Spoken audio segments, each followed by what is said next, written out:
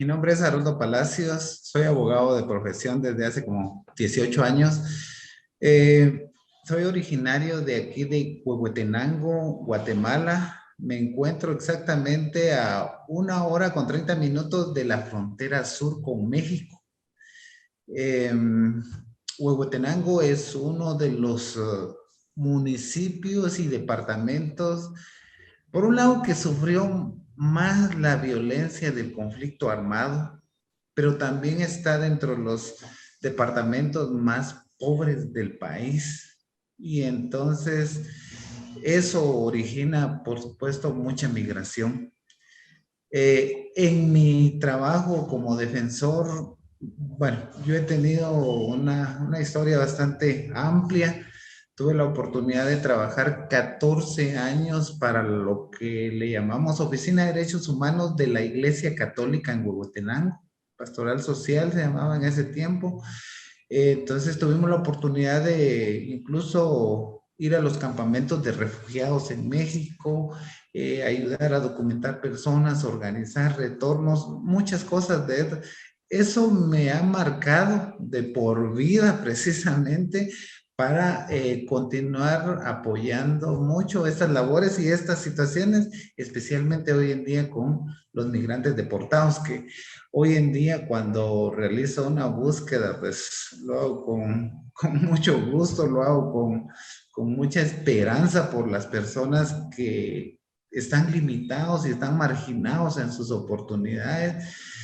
Lo hago con ese anhelo de que ellos puedan mejorar un poco sus condiciones de vida. Esas situaciones son las que me marcan, me motivan y me hacen que yo siga con más ganas haciendo estas búsquedas. Cuando recibí el caso de esta señora, eh, solo tenía un nombre, una dirección, pero una dirección muy general. Solo decía ubicación Huehuetenango. Y mencionar Huehuetenango es como decir que vive en California, ¿no? El territorio aquí también es bastante extenso. Estamos hablando de 33 municipios y en una región muy montañosa. Eso es bastante complicado. ¿Por dónde empezar a buscar? Es el punto. En este sentido, recuerdo que obtuvimos partidas de nacimiento de estas personas. En las partidas de nacimiento, ahí había una dirección de los padres que habían nacido en... Ya con esa pista nos dirigimos. Eh, Estando luego de 5 horas, por supuesto, de viaje y en un camino, pero terrible, ¿eh? Empezamos la búsqueda ante autoridades municipales, que es generalmente donde ellos manejan mucha información. En este caso no sabían de la señora.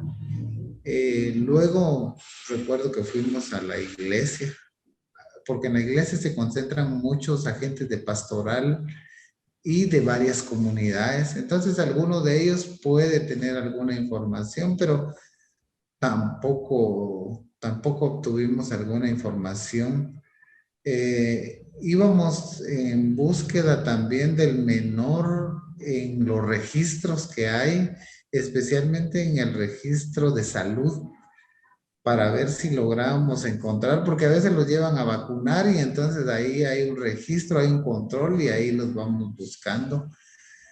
No encontramos ninguna información. Es probable que no lo hayan llevado a vacunar ahí o no estaba registrado en ese lugar, sino en otro. No nos íbamos a dar por vencido, ¿verdad? Sino que ahí había mucha gente a quien preguntarle. Entonces empezamos a preguntar porque teníamos unas fotografías que aparecen en las partidas de nacimiento y empezamos a preguntar en el mercado, en la plaza.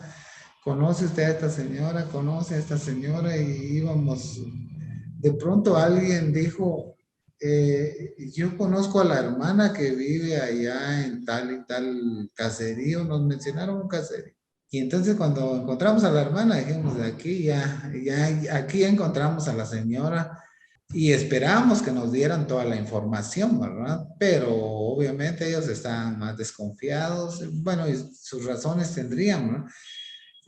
Nos interrogaron, nos preguntaron qué hacíamos, de dónde éramos, que, por qué lo hacíamos, quién nos pagaban, etcétera, etcétera. Y explicamos los motivos, explicamos las razones. En ese momentito, recuerdo que todavía no había la opción de la reunificación. Y es que ahora, cuando hacemos búsquedas y le decimos a las personas, fíjese que hay una posibilidad de reunificación y de regreso. Hasta la gente ya ni lo termina de oír, ahí dice bienvenidos. Ahí sí hasta una taza de café nos sirven, pero en ese tiempo no había esas opciones y entonces nosotros solo le contamos las opciones que había a la persona. Después de una hora y media tal vez de estar platicando ahí con las personas, entonces ya nos dijeron, ella es mi hermana, ella ahora porque ya no tiene casa, está viviendo allá en tal y tal lugar, pero el número no se lo voy a dar, voy a platicar primero con mi hermana y a ver qué dice y ella que les llame. De hecho, teníamos muchos casos, ¿verdad? Entonces, estaba a la espera de que alguien me llamara y nadie nos llamaba. Pasaron como 8 días, creo, y al final vino un familiar. Vino a conocer la oficina, vino a conocerme a mí, vino a hacerme todo un interrogatorio también. Al fin, después de eso, de llevarse la información, porque no me garantizó nada de que la señora se encontraba allá, de que la señora estaba interesada, de que no me garantizó nada, entonces se fue.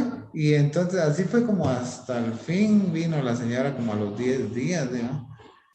Y cuando vino, ya se había dado esa opción de la reunificación. Entonces fue un momento ya bastante alegre porque fue el primer caso en que una persona regresa legalmente a Estados Unidos y sobre todo hacer la reunificación con su hijo que se encontraba en Estados Unidos. Entonces, yo ya no vi el rostro de la señora, pero no sé si iba llorando de la alegría, pero sí, sí fue un momento muy, muy alegre y muy emotivo.